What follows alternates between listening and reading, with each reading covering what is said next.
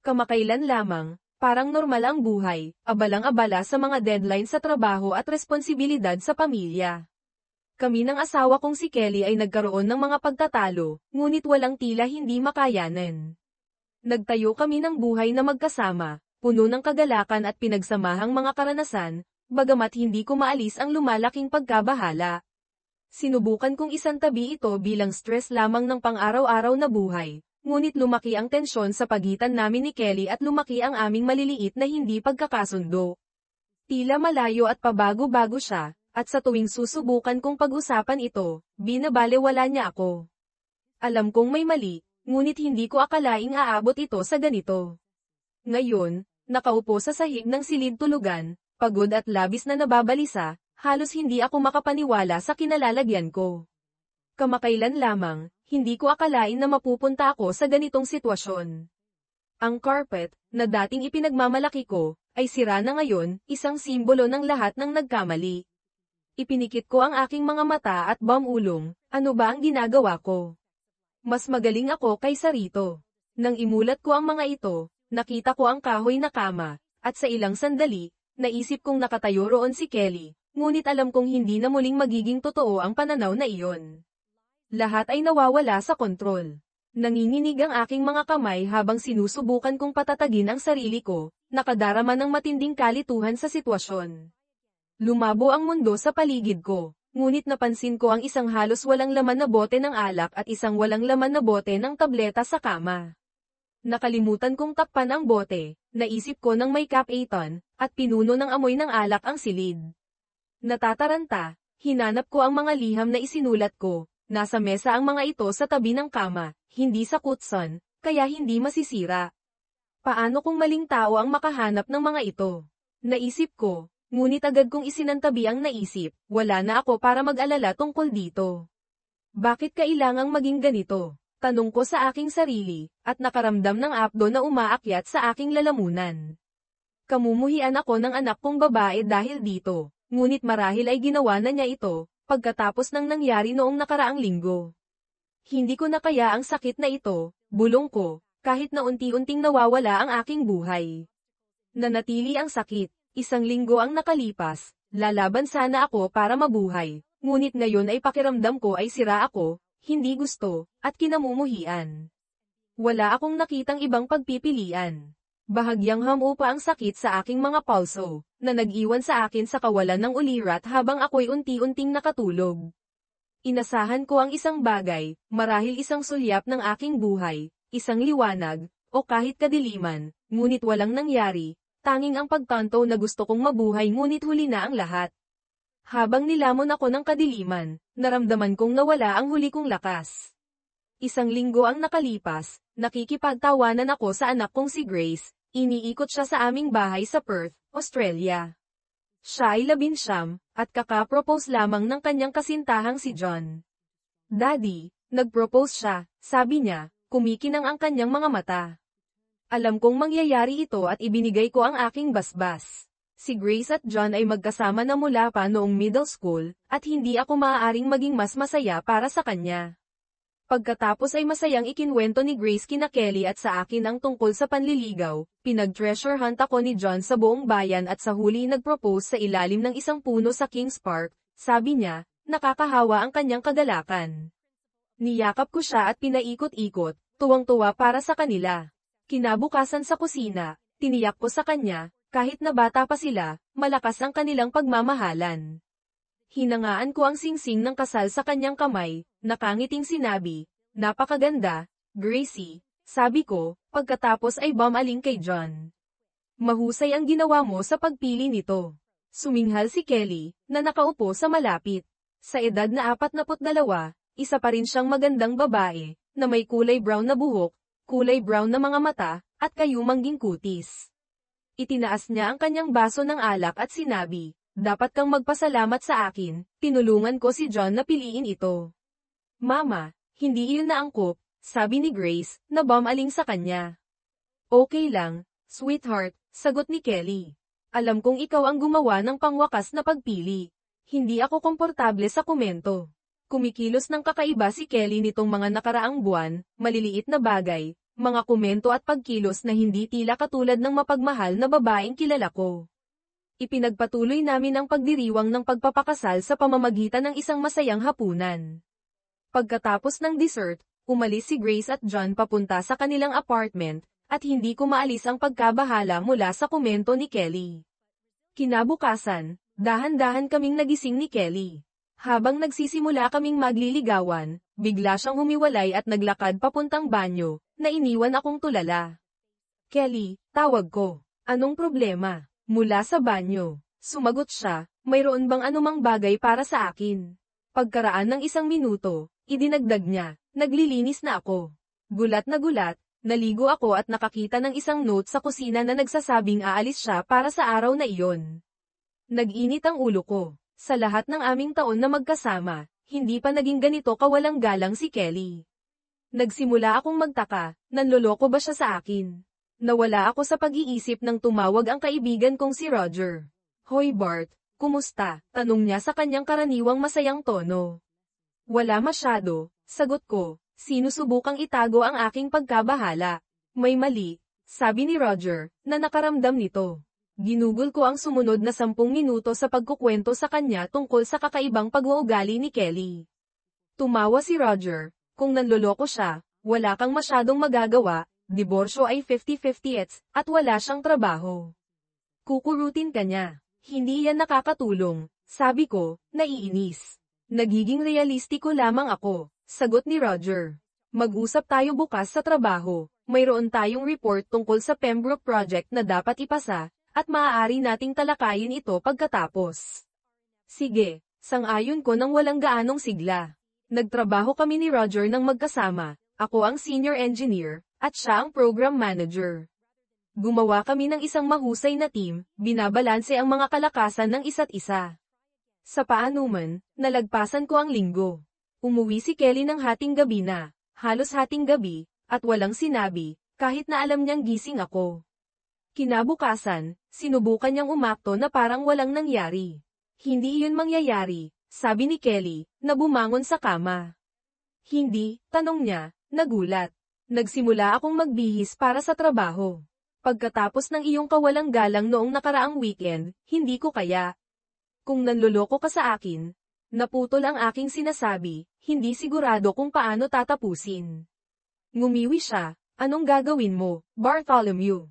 Wala kang magagawa, bahagyang lamambat ang kanyang tono, ngunit nagtataglay pa rin ng bahid ng pangungutya. Halika na, bumalik ka na lang sa kama, paghimok niya. Kailangan natin pareho ito. Umiling ako. Sino ka? Hindi mo ako maaaring tratuhin ng ganito, Kelly. Hindi ka panipaniwala ang paghamak na ipinapakita mo. Well, screw you, bulyo niya. Puno ng kamandag ang kanyang boses. Umalis ako sa silid, nasusuklam sa aking asawa sa unang pagkakataon sa loob ng 21 taon ng pag-aasawa. Nang umagang iyon sa opisina, halata na ako ay stressed. Agad itong napansin ng aking assistant na si Myra. Bart, okay ka lang. Parang wala ka sa sarili mo, sabi niya nang may pag-aalala. 10 taon ng assistant ko si Myra. Nang siya ay tinanggap, kakaalis lamang niya sa isang mapang-abusong relasyon at nagpakita sa interview na may pasa sa mata. Sa kabila nito, higit pa siya sa kwalipikado para sa trabaho, matalino, may kakayahan, at higit pa sa magandang mukha lamang. Sa paglipas ng mga taon, nakuha niya ang aking respeto para sa kanyang matatag na moral code at kakayahang pangasiwaan ang sarili. Nag-atubili ako, ngunit sa huli ay ikinwento kay Myra ang tungkol sa sitwasyon kay Kelly. Habang ako'y nagsasalita, lumalim ang kanyang pagkunot ng noo, at sa huli, malinaw na galit siya sa aking kapakanan. Hindi ko alam kung anong gagawin ko, Myra. Kung nanloloko siya sa akin, hindi ko nakita na darating ito, pag-amin ko, na nakadarama ng pagkatalo. Si Myra, na bihirang humawak sa akin, ay inilagay ang isang nakakaaliw na kamay sa aking balikat. Una, tapusin natin ang Pembroke meeting, may mga isyu sa mga tubo at konkreto, sabi niya, na ibinaling ang atensyon sa trabaho. Ano? Bakit hindi ito binanggit ni Roger? Tanong ko, iniisip na kung paano haharapin ang sitwasyon. Bago pa namin ito talakayin, sumulpot si Roger sa aking opisina. Handa ka na, buddy? Tanong niya, nakangiti. Roger, Ano itong tungkol sa mga problema sa mga tubo at konkreto? Tanong ko ng mahina. Iwinagayway niya ito. Huwag kang mag-alala. Aayusin natin iyan. Ang meeting ay naging isang sakuna. Ang mga may-ari ng Pembroke, na karaniwang pala kaibigan, ay halatang nabalisa nang ibigay ko ang aking progress report. Lalong dumilim ang kanilang mga ekspresyon. Nagtanong si Peter, ang CEO, paano naman ang mga concrete at pipe overruns sa Northeast? Tumingin ako kay Roger, na nagkibit lamang ng balikat.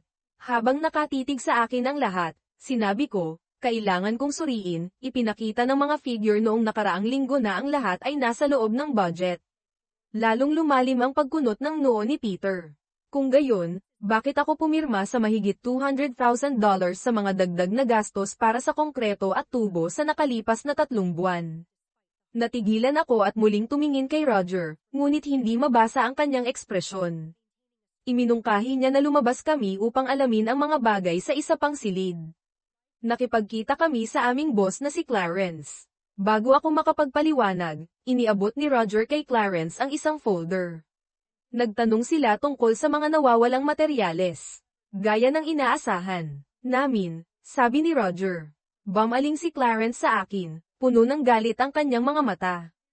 Anong sinasabi mo, Bartholomew? Halos sumisid siya. Nagulat ako sa kanyang tono. Sir, ipinaalam sa akin na ang lahat ay nasa track. Hindi ako nag-aproba ng anumang dagdag na gastos. Binuksan ni Clarence ang folder at sinulyapan ako. Kaya ito ang kwento na pinaninindigan mo, tanong niya ng matalas. Nalilito ako. Si Roger, na seryoso ngayon, ay nagsabi, mayroon kaming mga requisition para sa $26,000, ang mga bayad ay napunta sa isang bank account sa iyong pangalan. Pagkatapos ng lahat ng mga taon na ito, ganito mo ako babayaran. Halos sumisigaw si Clarence, at naramdaman kong nawawala sa kontrol ang sitwasyon. Natapos ang meeting, at si Clarence at Roger ay nagsalitan sa pag-akusa sa akin ng pandaraya, na tumatangging maniwala na ako ay inosente. Tinawag nila ang HR, at tinanggal ako sa trabaho, at nagbanta si Clarence na isasangkot ang pulisya. Para mas lumala ang sitwasyon, tinanggal din sa trabaho si Myra dahil sa malapit niyang kaugnayan sa akin. Habang ako ay sinamahan palabas na may ilan sa aking mga gamit, nahuli kong nakangisi si Roger, na iniisip na hindi ko mapapansin. Sa labas, natagpuan ko si Myra sa tabi ng kanyang kotse, umiiyak at nagulat. Myra, okay ka lang? Tanong ko, ngunit umikot siya, galit na galit. Hayop ka, Bartholomew. Gumawa ka ng $200,000 sa pandaraya at sinira mo ang trabaho ko. Nagtiwala ako sa iyo, sigaw niya. Hindi ako iyon, Myra. Sinubukan kong ipaliwanag. Pinutol niya ako. Nakita ko ang mga nilagdaang papel na may lagda mo. Paano mo nagawa? At iyong kwento tungkol kay Kelly na nanloloko, kasinungalingan din ba iyon? Sinira mo ang karera ko. Sa unang pagkakataon sa aming mga taon na nagtatrabaho ng magkasama, nakita ko ang purong galit mula kay Myra. Sinampal niya ako ng malakas, tinawag akong sinungaling at magnanakaw, bago umalis. Tulala, nagmaneho ako pauwi, kung saan naghihintay si Kelly.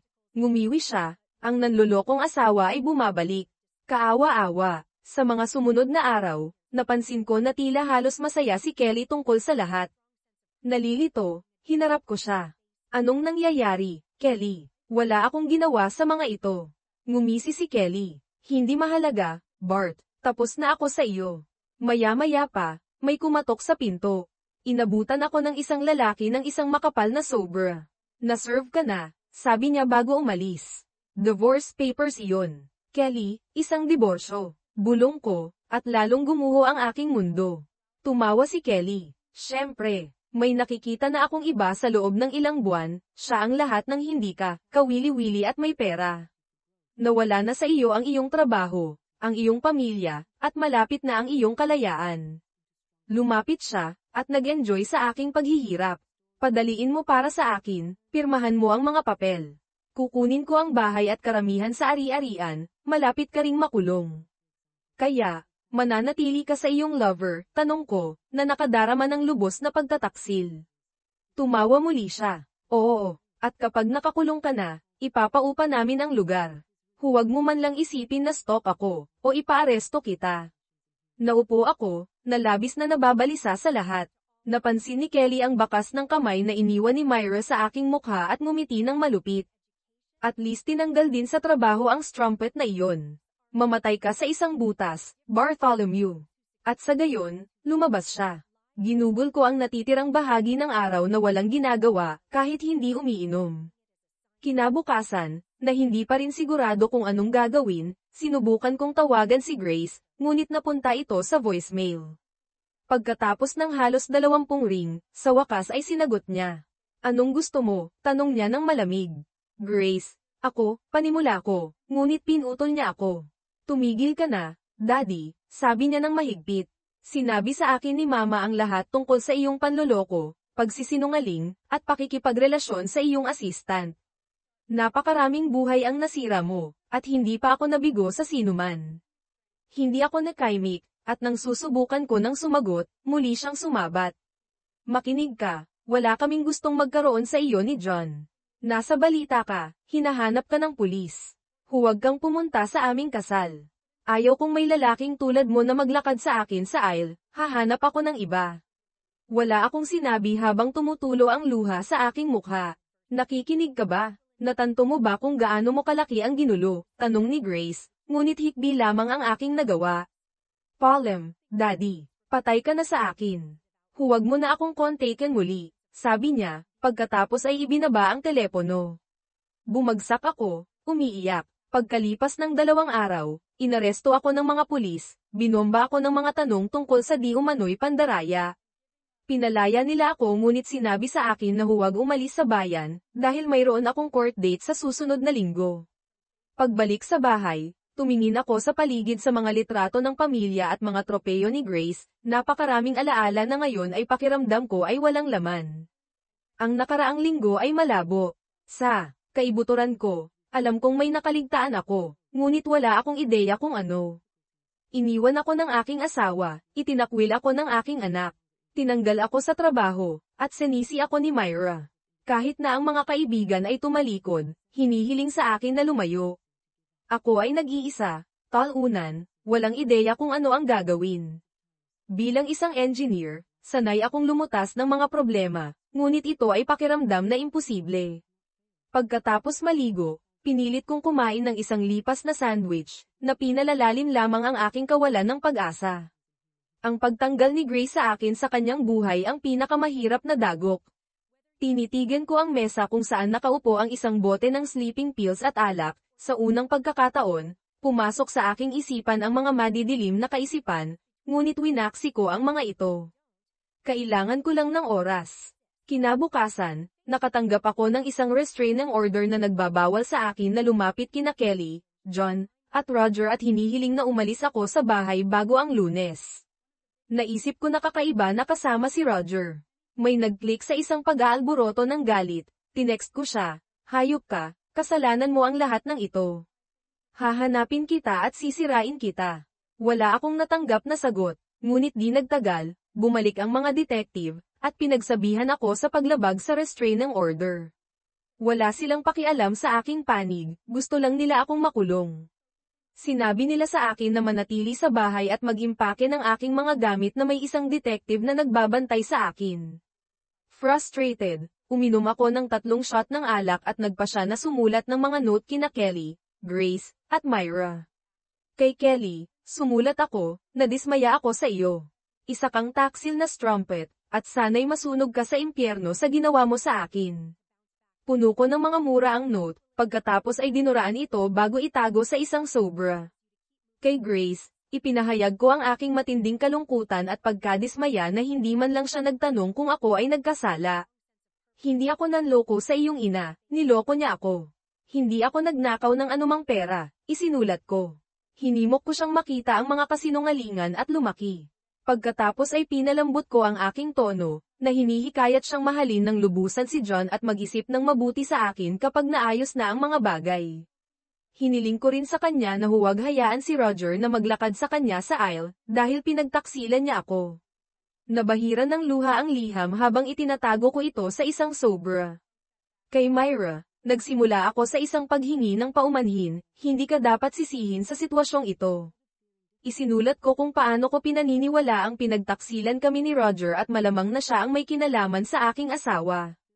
Humingi ako ng paumanhin kung napakailangan ko siyang hindi komportable sa aking mga sulyap, na tinitiyak sa kanya na ang mga ito ay mahinahon lamang na pagpapahalaga sa kanyang kagandahan.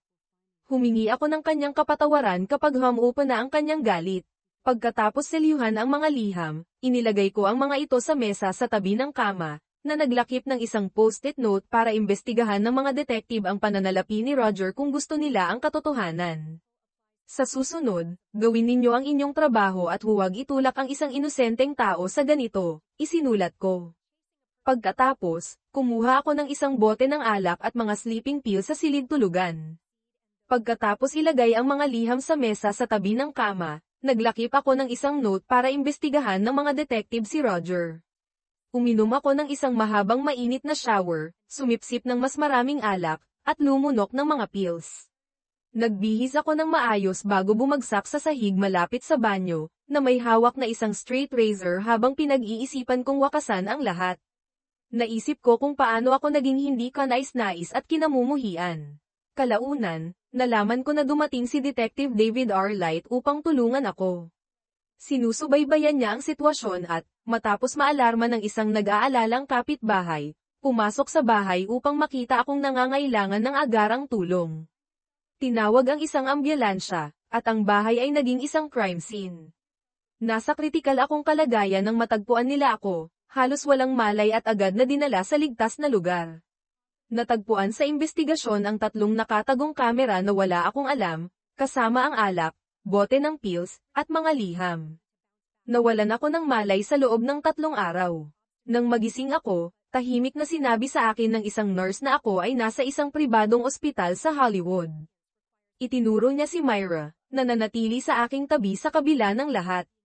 Nang makita siya, tahimik kong binanggit ang kanyang pangalan, na Jean Eiseng siya. Agad niyang hinawakan ang aking kamay.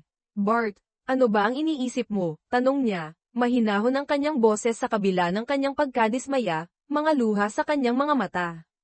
Akala ko mas mabuti ito sa ganitong paraan, pag-amin ko, na lubhang napahiya.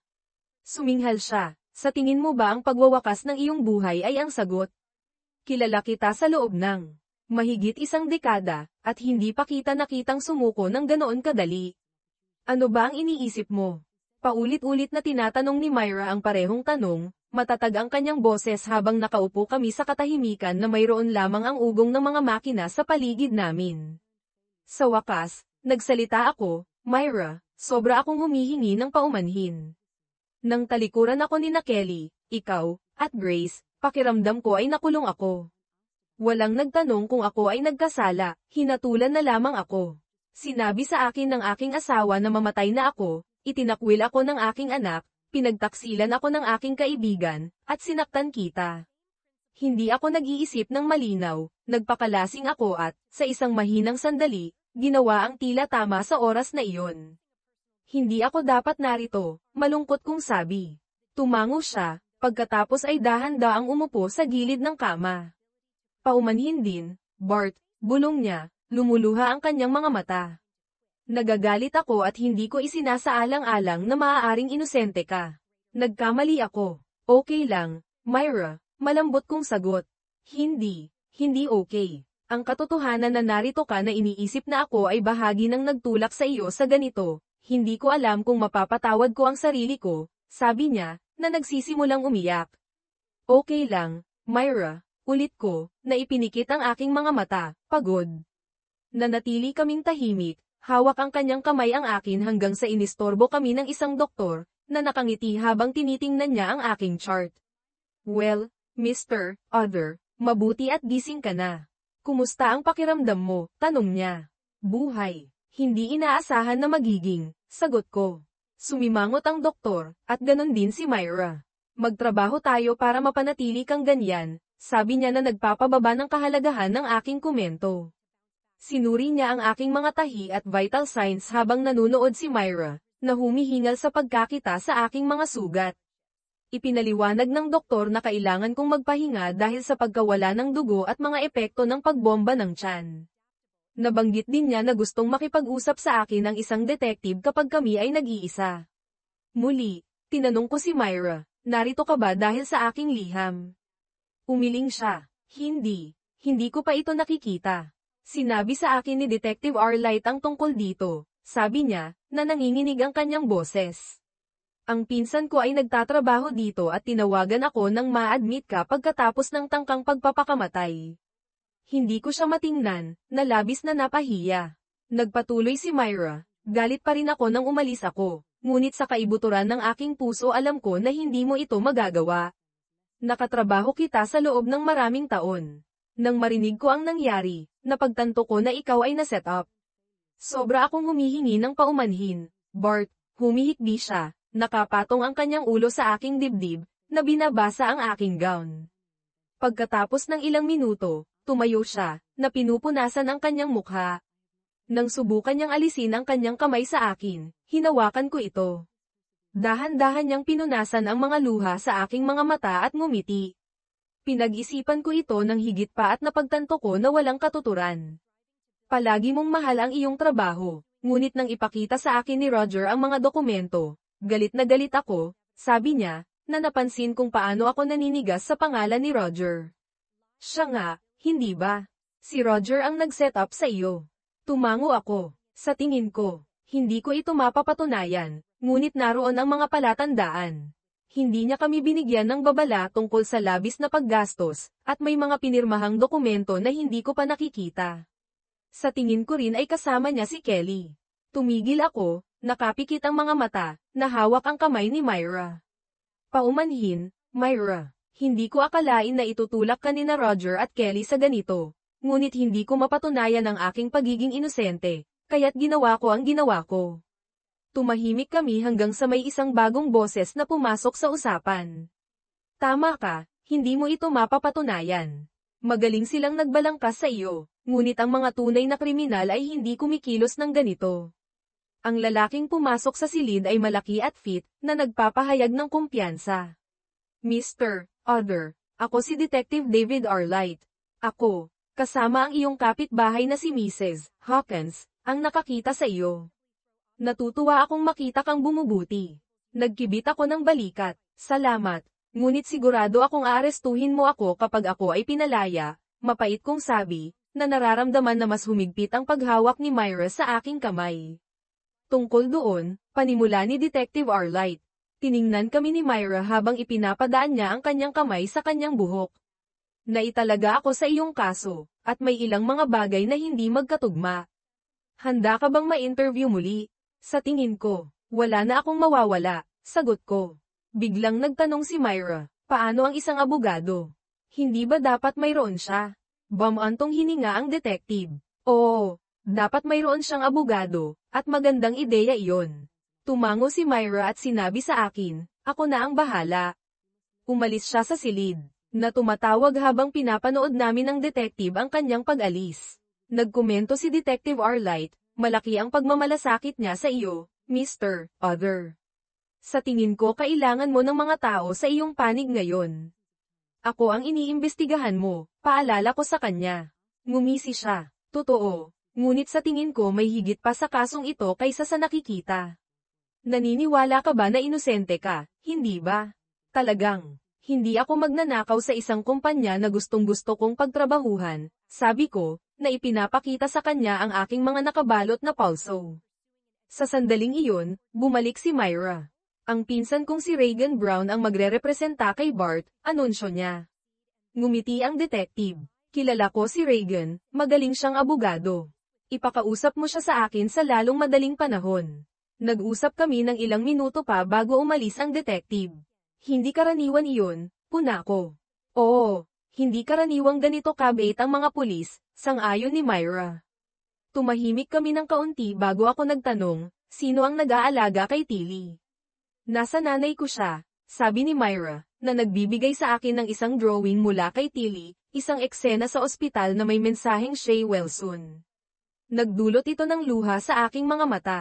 Salamat, sabi ko. Uy, may balita ka ba kay Grace? Umiling si Myra. Sinubukan kong tumawag, ngunit walang sagot, malungkot niyang sabi.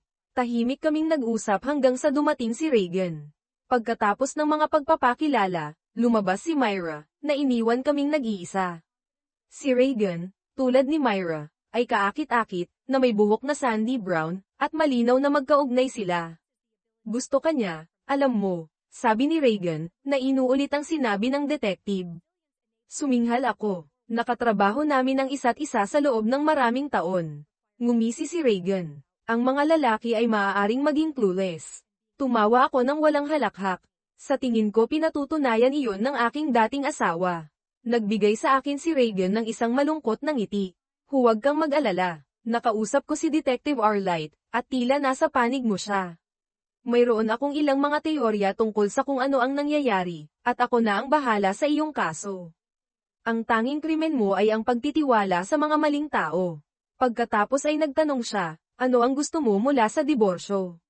Dumilim ang aking mukha, gusto ko ang mas maraming makukuha ko. Naintindihan ni Reagan ang aking galit.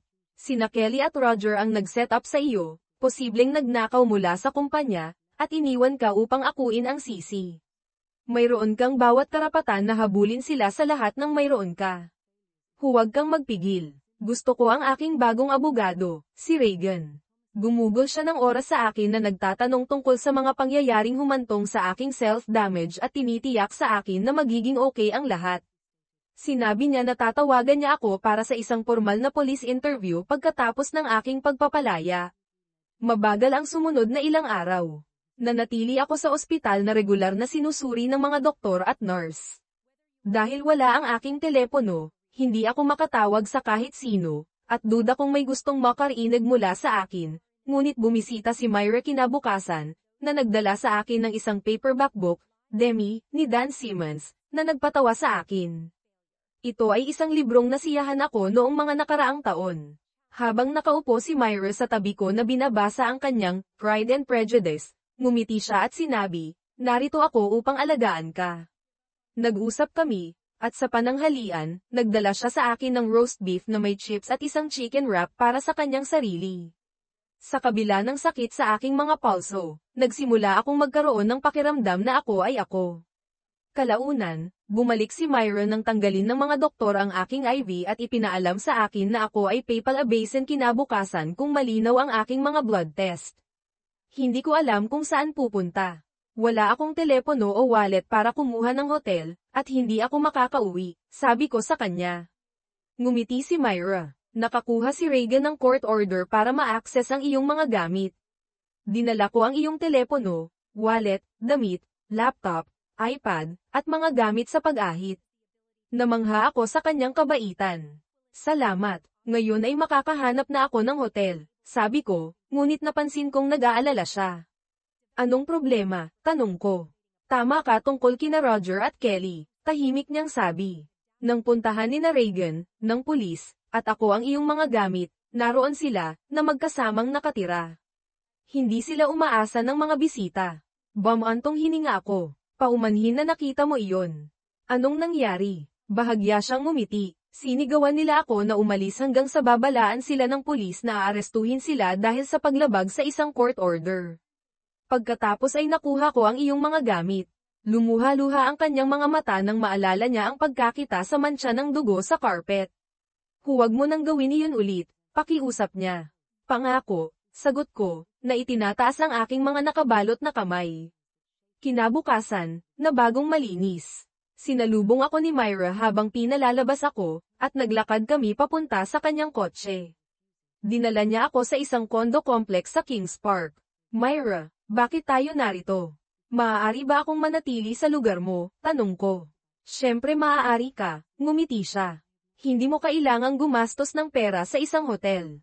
Manatili ka sa aking guest room sa loob ng ilang araw. Makikipagkita si Reagan sa amin ngayong hapon upang talakayin ang iyong kaso.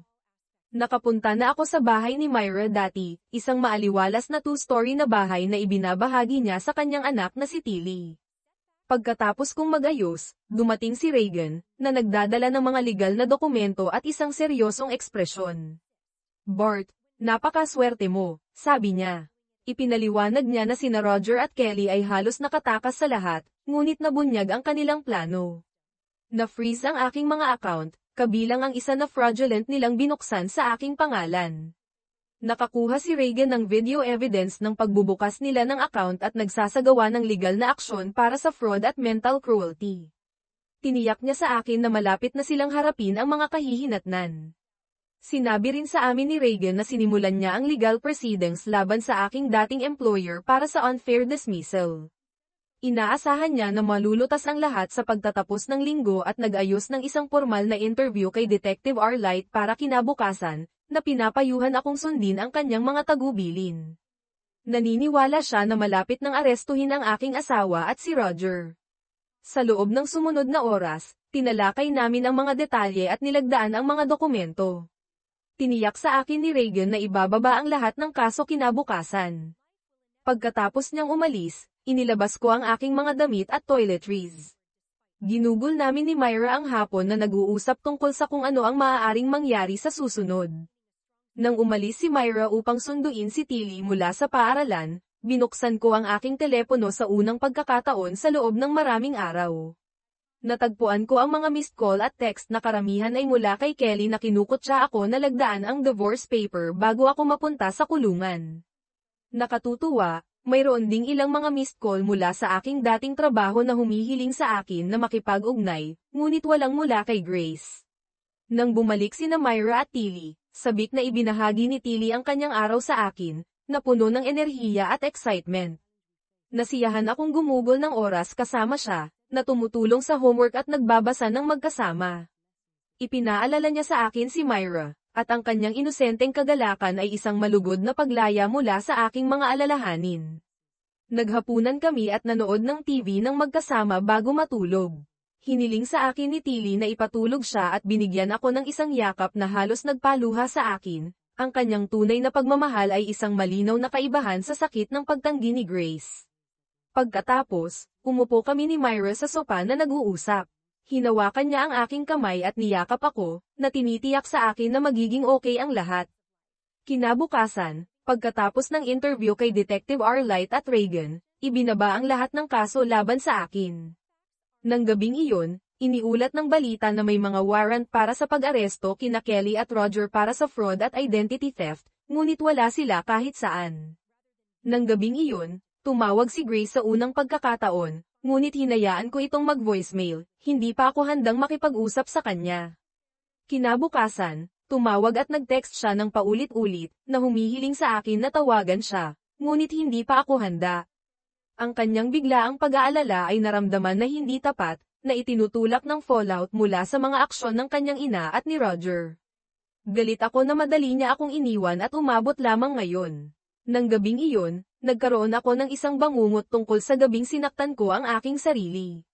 Sa panaginip, kinukutya ako ni Kelly at Roger, at sumali sina Myra, Grace, at John, na iniwan akong mamatay.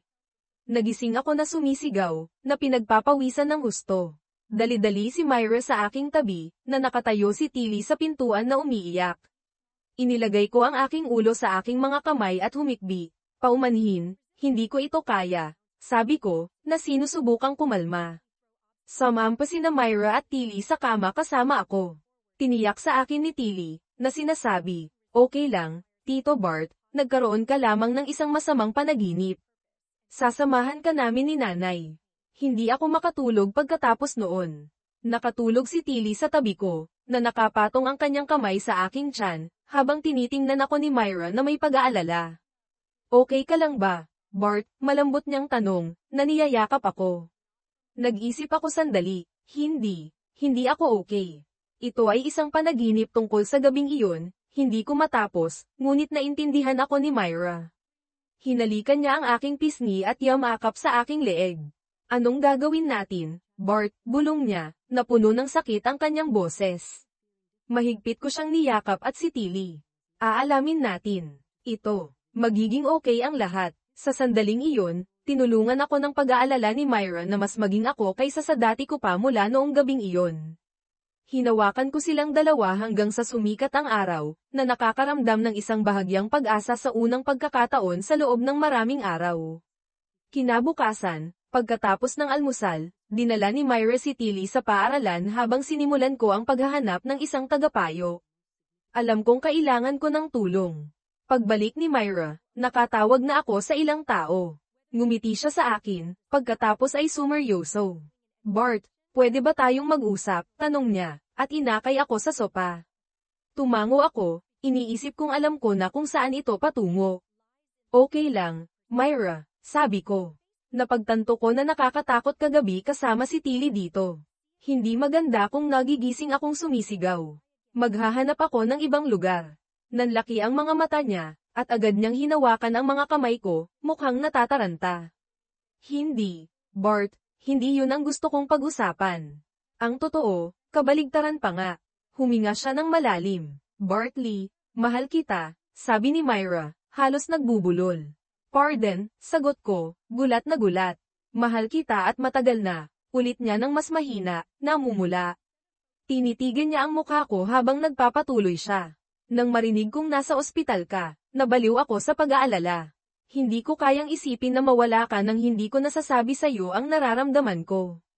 Hindi ako makapagsalita habang nagpapatuloy siya. Sinubukan kong itago sa sarili ko, pero nasaktan ako kagabi nang makita kitang nasasaktan. Napansin kong hindi ka nakikipag-date, tanong niya. Oo, sagot ko, nagtataka, pero akala ko dahil kay Tilly. Parte yun, pag-amin niya, pero dahil din walang makakapantay sa'yo. Ipinahayag niya kung paano niya ako hinangaan mula nang magsimula siyang magtrabaho sa akin. Tinatrato ko siya ng may respeto, tinulungan ko siya, at pinaramdam ko kay Tilly na espesyal siya. Para kang isang ama sa kanya, sabi ni Myra. Nang gumuho ang lahat noong nakaraang linggo, hinandle mo ito ng may grace. Hindi ka nagalit, kahit noong sinampal kita, namula siya, naalala ang pananampal niya sa akin. Isa kang kamanghamanghang lalaki, Bart. Mahal kita sa napakaraming dahilan. Kung naging handle si Kelly para itapon ka, nandito ako para pulutin ka.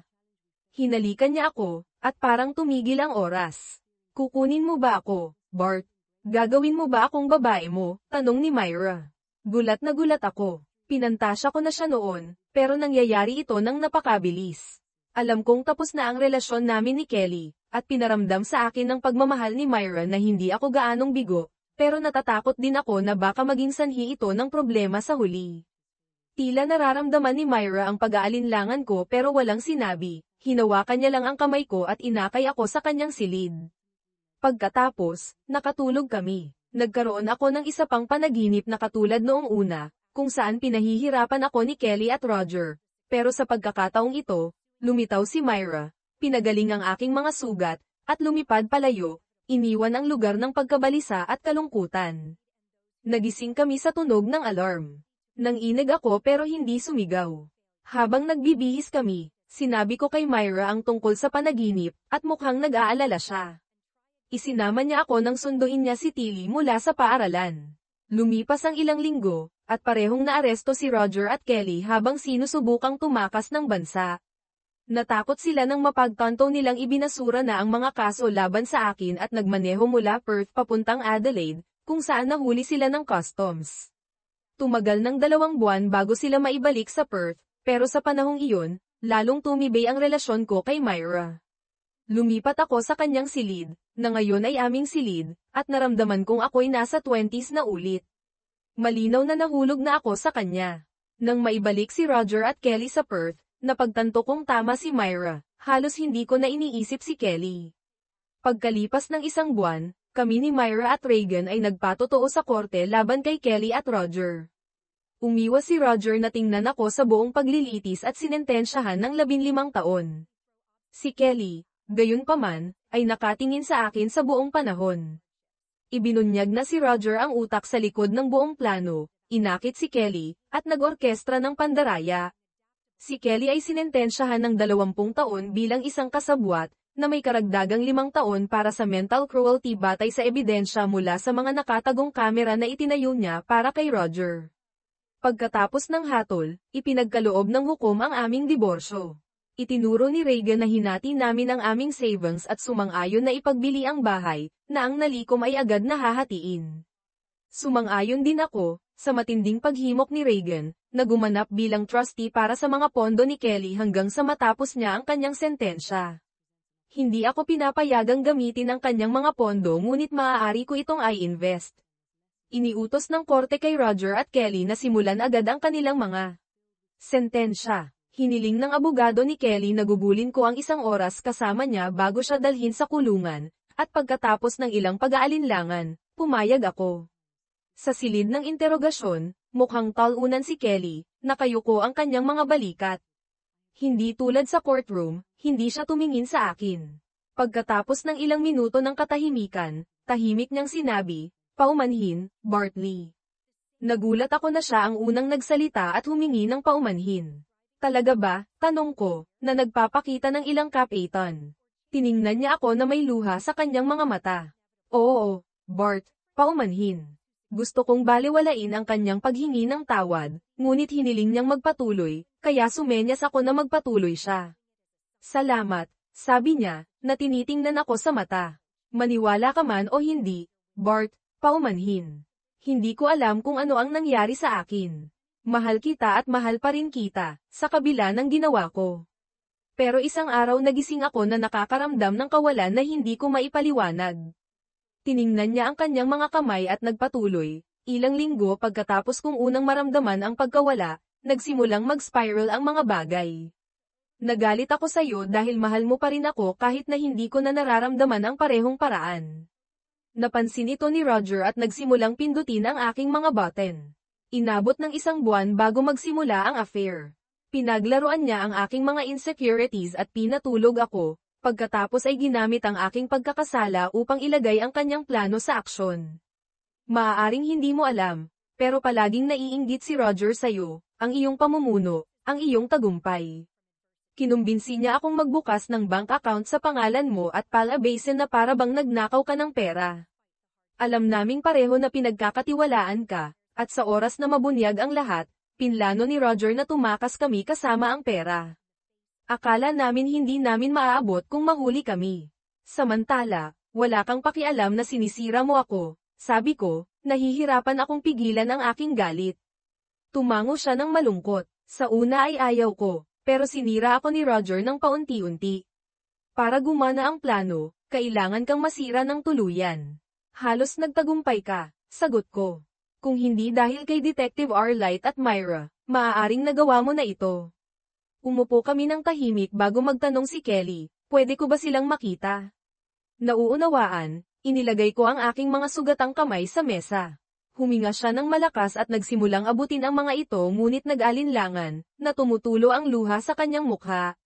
Sa loob ko, napuno ako ng mga emosyon, galit, kahihiyan, at, sa aking pagkagulat, isang natitirang hibla ng pagmamahal sa kanya.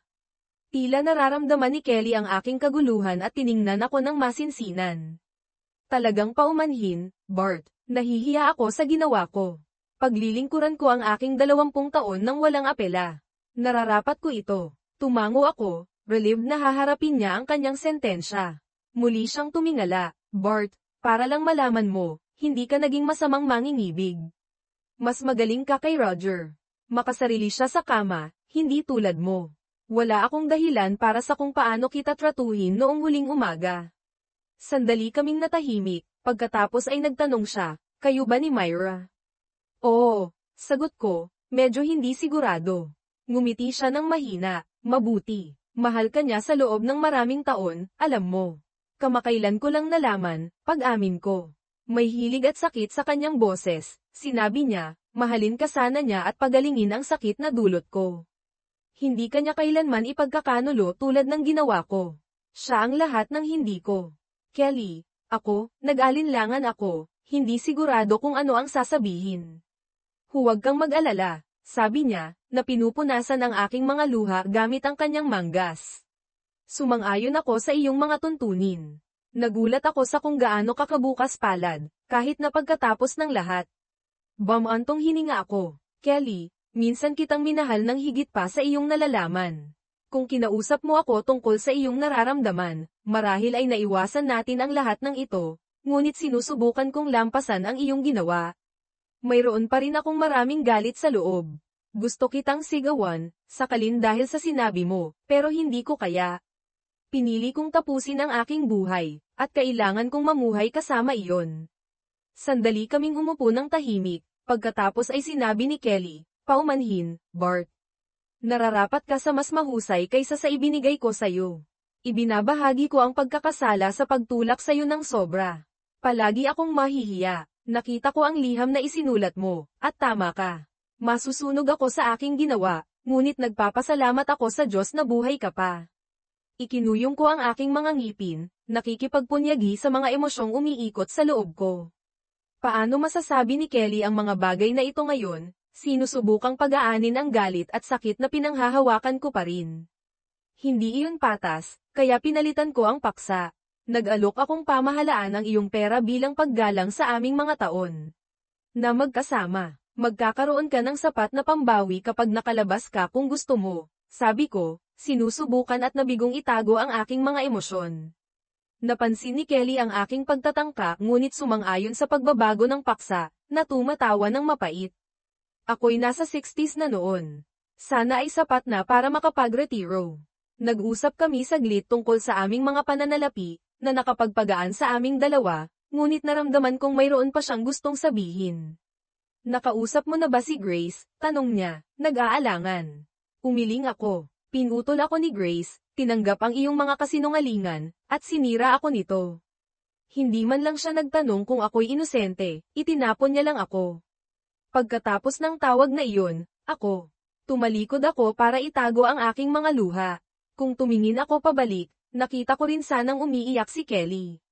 Nakaharap sa malayo, nagpatuloy ako, sinubukan ni Myra na kontakin si Grace habang ako'y nasa ospital, ngunit walang nangyari. Pinunasan ko ang aking mukha at umupo pabalik habang ginawa rin ni Kelly ang pareho. Paumanhin, Bart, sabi ni Kelly, na kinukusot ang kanyang ilong. Pinlano namin ni Roger ito, kasama na ang pagpapabagsak kay Grace laban sa'yo. Tumango ako, nagliliyab ang galit sa aking mga mata habang inaamin ni Kelly ang kanyang mga aksyon. Ibinaba niya ang kanyang ulo sa kahihiyan, alam na sinira niya ang aking relasyon sa aming anak na babae. Kung mayroon mang anumang konsolasyon, malungkot na sabi ni Kelly, pinutol na rin ako ni Grace. Galit at takot siya, at hindi ko ito maayos. Nakakaramdam siya ng pagkakasala tungkol sa kung paano kanya tratuhin, at ang katotohanang hindi ka nakikipag-usap sa kanya ay lalong nagpapalala. Huminto si Kelly, pagkatapos ay nagpatuloy, Bart, alam kong wala akong karapatang humingi ng anuman sa'yo, ngunit maaari mo bang makuha ito sa'yo na patawarin si Grace? Kailangan niya ng kahit isang magulang.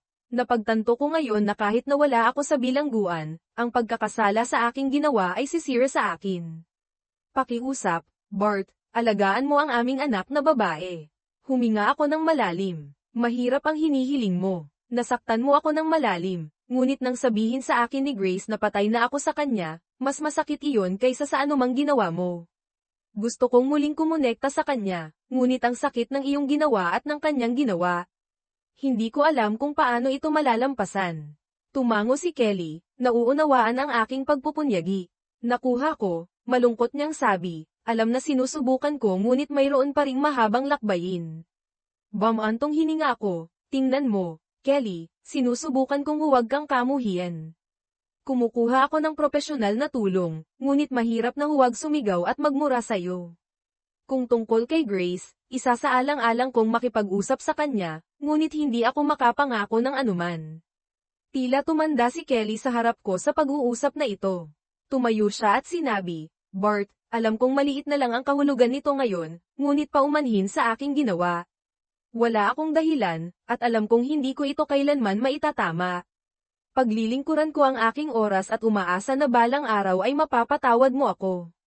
Tumingala siya sa akin, ang kanyang mukha ay napupuno ng mga kulubat. Maaaring hindi ka maniwala sa akin, ngunit mahal pa rin kita. Nawala ko iyon sa paningin sa loob ng ilang sandali, ngunit palagi akong mamahalin. Tumayo kami sa awkward na katahimikan habang tumutulo ang luha sa mukha ni Kelly. Kumatok siya sa pinto, at binuksan ito ng kanyang prison escort. Bago umalis, tumingin siyang muli sa akin. Mahalin mo si Myra, Bart. Ibigay mo sa kanya ang pagmamahal na hanggal kong itinapon. Mamuhay ka ng magandang buhay at itaas ang iyong ulo. Tandaan, may mga taong nagmamalasakit sa'yo. Kahit sa aking pinakamadilim na panahon, nawala ko iyon sa paningin, ngunit ipinagmamalaki kita. Nagiging ikaw ka na ulit. Paulem, aking magandang lalaki. Hindi kita kailanman makakalimutan, sabi ni Kelly habang naglalakad palabas. Pinag-isipan ko ang aming pag-uusap. Walang sigawan, tinanggap ni Kelly ang pananagutan para sa kanyang mga aksyon at kanyang sentensya sa kulungan. Habang lumalabas ako sa silid, napansin ko ang isang bakas ng luha sa sahig kung saan naglakad si Kelly. Tumigil ako, nagluluksa sa kung ano ang dating, pagkatapos ay lumingon at lumakad palayo. Umaangat ang aking espiritu nang makita ko si Myra na naghihintay sa akin sa pampublikong gallery, na mukhang maganda kahit sa gayong solemn na araw. Naging maayos ba ang lahat? Tanong niya. Oo, sagot ko. Nakakagulat. Inaasahan ko ang mga dahilan, ngunit kinuha niya ang karamihan sa sisi at nagpakita ng tunay na pagsisisi. Ano sa tingin mo tungkol doon? Tanong ni Myra. Galit pa rin ako kay Roger at sa kanya. Pero hindi tulad ni Roger, naaawa rin ako sa kanya. Alam niyang sinira niya ang lahat, at ngayon nagbabayad siya para doon. Tinalikuran din siya ni Grace, sabi ko. Tumango si Myra, pagkatapos ay nag-alinlangan. Nandito sina John at Grace. Sabi ni John, nasa kafe sila sa kabila kung gusto mong makipag-usap. Mukhang nagkaroon sila ng malaking away tungkol sa kung paano katrinato ni Grace, pero gustong-gusto kanyang makita. Huminga ako ng malalim. Sa tingin mo dapat ko siyang kausapin, di ba? Tumango si Myra. Oo, mahal ko. May sakit sa kaluluwa mo na si Grace lang ang makapagpapagaling, pero sasamahan kita sa buong panahon. At kung kailangan, ipagtatanggol kita na parang inang oso. Mahal kita, Bart. Lumapit ako at hinalikan siya. Mahal din kita, Myra. Iyon ang unang pampublikong pagpapahayag ko ng pag-ibig sa kanya. At wala akong pakialam kung sino ang makakita. Si Myra lang ang mahalaga. Tara na, sabi ko, at naglakad kami ng magkahawak kamay papunta sa cafe. Pagpasok namin, nakita namin sina Grace at John. Mukhang naguguluhan si Grace kung tatakbo ba siya papalayo o yayakapin ako. Ibinuka ko ang aking mga braso, at kumapit siya sa akin, umiiyak at paulit-ulit na sinasabing, "Sorry, Daddy." Sinulyapan ko si Myra, nangumiti, at si John, na mukhang hindi sigurado kung ano ang gagawin. Pagkatapos ng ilang minuto, marahan kong itinulak si Grace, at umupo kaming lahat. Kakausap ko lang sa nanay mo, sabi ko ng mahina. Tumango si Grace. Narinig ko, Dad, sorry. Ako ay, itinaas ko ang aking kamay para pigilan siya. Alam ko, Gracie, marami ang ipinaliwanag ng nanay mo, pero nasaktan ako sa mga sinabi mo. Pakiramdam ko ay pinabayaan ako ng isang taong akala ko ay palaging magmamalasakit sa akin. Ang pinakamasakit ay hindi mo man lang ako tinanong kung ako ay inosente. Namula si Grace sa kahihiyan. Dad, ako ay, inayos niya ang kanyang mga balikat. Hindi, kailangan kong sabihin ito. Dapat binigyan kita ng pagkakataong magpaliwanag, pero hindi ko ginawa. Hindi ko masisisi si nanay o si Roger, pero kinumbinsi nila ako na nagkasala ka, na makukulong ka, na nagkakaroon ka ng affair. Sumulyap siya kay Myra. Nang tumawag ka, labis akong nasaktan kaya nasabi ko ang mga bagay na pinagsisisihan ko. Idinagdag ni John, iyon ang nagdulot ng marami sa aming pag-aaway. Nang mag-iwan ng mga mensahe si Myra tungkol sa pagkakaospital mo, akala ko ay isang trick iyon. Pinalabas ni nanay at Roger na naghahanap ka lang ng atensyon at nabahagi ng iyong plano si Myra. Tumingin si Grace kay Myra, pagkatapos ay sa akin. Sabi nila gusto mo lang ng atensyon, pero totoo, Dad. Sinusubukan mong, hindi niya matapos ang pangungusap, at wala ni isa sa amin ang nakakaya. Tumango ako, huminga ng malalim, at ipinakita kay Grace ang aking mga peklat. Sorry, Gracie. Nasa pinakamababang punto ako at hindi ko nakita ang paraan palabas. Nagpakalasing ako at nakagawa ng isang kakilakilabot na pagkakamali, sabi ko ng dahan-dahan. Mahirap magsalita, pero alam kong kailangan kong ipakita sa kanya ang epekto ng kanyang mga salita. Nagsimulang humikbi si Grace sa kanyang mga kamay habang niyakap ako ni Myra habang nanganganib na tayo na malamon ng ating mga emosyon. Pagkatapos ng ilang sandali ng katahimikan, nagsalita si John, sinusubukang pag-aanin ang mood. Alam kong seryoso ito. Pero maaari ko bang ipalagay na may magandang nangyari sa lahat ng ito? Tanong niya, sumenya sa amin ni Myra. Tumingala si Grace, lumaki ang mga mata. Daddy, kayo ni Myra. Oo, tumango ako, nararamdaman ang pangangailangang magpaliwanag. Pero hindi ito isang affair tulad ng sinabi sa iyo ng nanay mo. Hindi ako kailanman nanloko. Nang magising ako sa ospital, tumanggi si Myra na iwanan ako. Kahit siya ay naniwala sa sinabi ni na Roger at ng nanay mo sa loob ng ilang panahon. Nagkasundo kami, at napagtanto ko kung gaano niya ako kamahal. Namula si Myra, ipinulupot ang kanyang mga braso sa akin at binigyan ako ng isang mabilis na halik. Ngumiti si John, at si Grace, pagkatapos ng ilang sandali, ay nakabawi. Salamat, sabi niya kay Myra. Salamat sa pagiging naroon para sa tatay ko. Tumawa si Myra, na nagpaga ng tensyon, at ginugol namin ang mga sumunod na oras sa pakikipag-usap, pagbabahagi ng aming mga karanasan. Sa isang punto, lumipat ng upuan si Grace kay Myra upang yakapin ako. Habang hindi napagaling ng pagpupulong na iyon ang lahat, ito ay isang simula. Inabot ng ilang buwan bago may tayo muli ni Grace at ako ang aming relasyon, at nagpunta kami sa counseling ng magkasama upang malampasan ang mga isyu sa tiwala at iba pang mga hamon. Isang mahirap na sesyon ang nagsasangkot sa akin na humihiling kay Grace na huwag ganap na alisin ang kanyang ina sa kanyang buhay. Sa kabila ng lahat, si Kelly pa rin ang kanyang ina, at nagbabayad siya ng presyo para sa kanyang mga aksyon. Sumang-ayon si Grace na bisitahin si Kelly, ngunit kung sasama ako sa kanya. Sa unang pagkakataon, mahirap ang pagpupulong na iyon, at hindi namin gaanong napag-usapan ito pagkatapos, ngunit nagsikap si Grace. Pagkalipas ng isang linggo, nagpadala si Kelly sa akin ng isang liham na nagpapasalamat sa akin sa pagkumbinsi sa kanya. Pagkalipas ng 6 na buwan, nang hamupa ang mga bagay, nag-propose ako kay Myra sa isang hapunan ng pamilya. Akala ni Natalie at Grace ay matagal na itong dapat nangyari, at nakipagkamay sa akin si John, sinasabi sa akin na alagaan siya, inuulit ang sarili kong mga salita sa akin.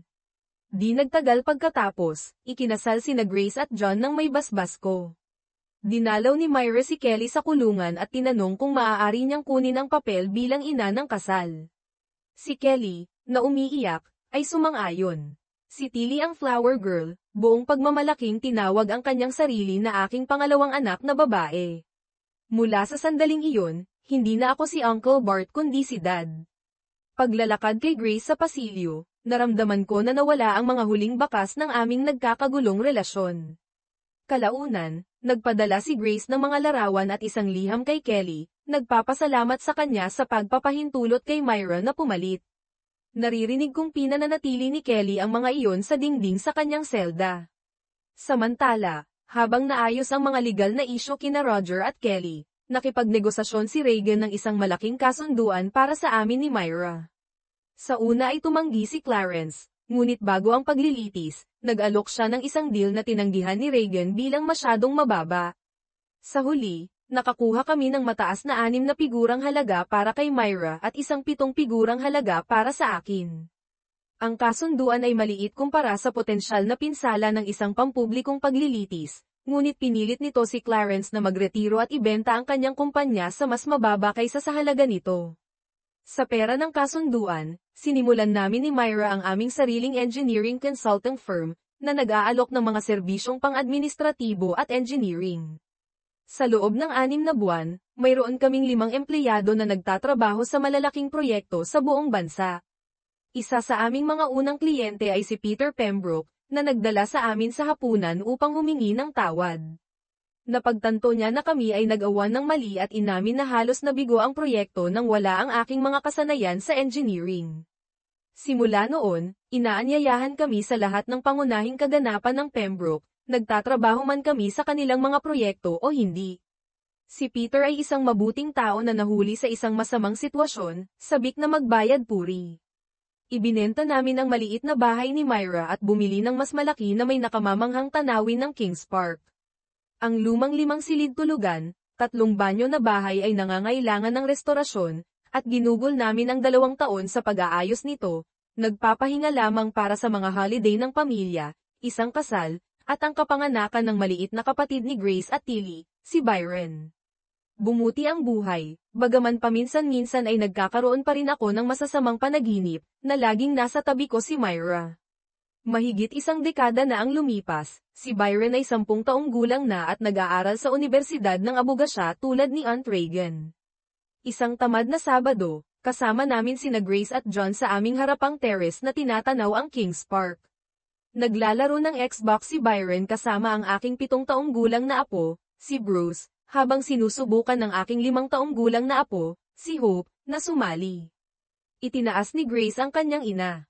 Dad, nakatanggap ako ng liham mula kay nanay ngayong linggo, sabi niya nang maingat. Bagaman hindi isang tabo na paksa si Kelly, lahat ay nag-iingat kapag binabanggit siya. Sa paglipas ng mga taon, nakatanggap ako ng ilang liham mula kay Kelly at binisita pa siya ng ilang beses. Alam kong siya ay nasa paggamot at iginagalang sa bilangguan, sa kabila ng pagkakaroon ng 8 taon na natitira sa kanyang sentensya. Ano ang sinabi niya? Tanong ko. Bukod sa iba pang mga bagay, binanggit niya na pinalaya si Roger noong nakaraang buwan, sabi ni Grace. Tahimik kong hit-hit ang aking inumin, nararamdaman ang kamay ni Myra sa aking kamay. May sinabi pa ba siya? Tanong ni Myra. Tumango si Grace. Oo, sinabi niya na pumunta siya para bisitahin siya. Hindi siya mukhang malusog, at hindi ito isang kalmadong pag-uusap. Bibisitahin ko siya sa susunod na linggo para malaman pa ang marami. Tinalakay namin ito ng maikli. Pagkatapos ay tinawagan ko si David Arlight, na ngayon ay isang malapit na kaibigan at pinuno ng Major Crimes Team. Bart, kumusta ka? Kumusta si Myra? Magiliw akong binati ni David. Maayos si Myra, sagot ko, pero nalaman ko lang na pinalaya si Roger. Naging seryoso ang tono ni David. Oo, nakuha ko ang ulat kahapon. Balak kong sabihin sa iyo sa bowling sa susunod na linggo. Lilipat siya sa Adelaide, nagkaroon ng trabaho, at sinabi sa kanyang probation officer na sana raw mabulok ka sa impyerno dahil sinira mo ang kanyang buhay. Nagkaroon siya ng mahirap na panahon, bagaman, at sa tingin ko ay hindi siya magiging problema. Salamat, David. Iyon ang aking alalahanin. Kung may marinig ako, ipapaalam ko sa iyo. Nag-usap kami ng maikli tungkol sa bowling at isang paparating na barbecue bago ako bumalik sa mesa. Tanong ni Myra, David. Tumango ako. Kinumpirma niya ang paglaya ni Roger at nalilipat siya sa Adelaide pero galit pa rin sa akin. Pareho rin ang nararamdaman ko, sabi ko sa pamilya. Ang natitirang bahagi ng araw ay mahina, ngunit tiniyak ng aking pamilya na naramdaman ko ang suporta. Nang gabing iyon, nagising ako na sumisigaw mula sa aking unang bangungot sa loob ng maraming taon. Dito, pinagbantaan ni Roger ang aking pamilya, pinipilit akong gamitin muli ang labaha. Nagising kaagad si Myra, sinusubukang pakalmayan ako. Walang pag-aalinlangan, tinawagan niya ang aking therapist, na mabait na tumanggap ng aming tawag sa ganap na 2 AM. Ipinaliwanag ko ang panaginip habang umiiyak si Myra sa tabi ko. Nakatulong ang pakikipag-usap tungkol dito, at iminungkahi ng aking therapist na ang panaginip ay na-trigger ng paglaya ni Roger at ng aking nagtatagal na pagkabalisa. Nag-ayos kami ng follow-up session. Pagkatapos, tiningnan ni Myra si Byron, na natutulog pa rin. Gising si Tilly, ngunit nang marinig niya ang aming pag-uusap, bumalik siya sa kama. Humiga ako, at yamakap si Myra. Sa tingin mo magiging problema si Roger? Tanong niya, nag-aalala. Hindi, sa tingin ko maglalaho siya, at hindi na natin siya maririnig muli. At kahit nagawin natin, handa tayo, sabi ko, nagpapahiwatig sa mga kagamitan sa pangangaso na nakaimbak ng ligtas. Tumango si Myra, sorry, nagulo ka sa balitang ito. Okay ka lang. Medyo, sagot ko. Laging magkakaroon ng anino mula sa mga araw na iyon, pero nagtutuon ako sa mabuti ngayon. Nagpapasalamat ako sa iyo, ang babaeng nagligtas ng aking buhay. Tumingin sa akin si Myra ng seryoso. Mahal kita, Bart. Mahal din kita, Myra, sagot ko. Nakatulog kami, at habang hindi perpekto ang buhay, mas marami kaming mabubuting araw kaysa sa masama. Mayroon pa ring mga away, bangungot, at hamon, ngunit alam kong mayroon akong walang pasubaling pag-ibig ng isang babae na gumawa ng lahat ng posible, mga kaibigan na tumanggap sa akin, at isang pamilya na sumuporta sa akin sa pamamagitan ng mga bagyo ng buhay.